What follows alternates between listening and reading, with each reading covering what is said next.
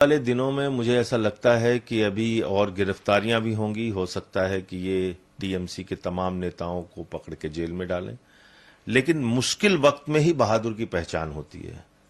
भाषण वीर तो सब हो जाते हैं, जैसे हमारे प्रधानमंत्री हैं, उनको आप किसी के खिलाफ बुलवा दीजिए, गाली गलौज में एक नंबर के मास्टर हैं।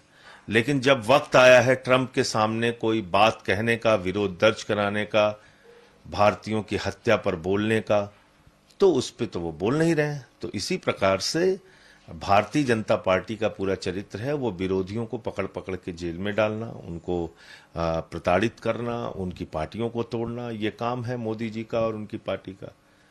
अब अगर इसके आगे लोग हिम्मत से टिके रहते हैं, वही बहादुर कहलाएंगे, वही इतिहास में अपना नाम दर्ज कराएंगे, वरना तो ऐसे कायरों की तरह उनके सामने घुटने टेक दीजिए।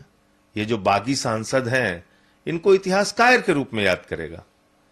और उसमें मैं देख रहा था बहुत सारे मुस्लिम सांसद भी हैं।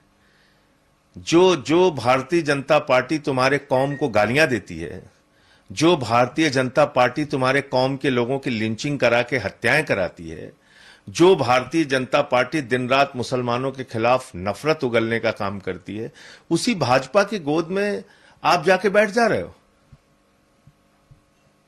और अब भाजपा को भी कोई समस्या नहीं है। उनके पास तो मैं बार बार इस बात को कहता हूं, जो भी भ्रष्टाचारी चला जाए, अपराधी चला जाए, गुंडा चला जाए, माफिया चला जाए, वो वॉशिंग मशीन में साफ हो जाता है। अब सिर्फ दाऊद इब्राहिम का बीजेपी ज्वाइन करना बाकी रह गया है। तो ये हालत है। तो अब उन लोगों की आत्मा ही अगर मर चुकी है तो अब क्या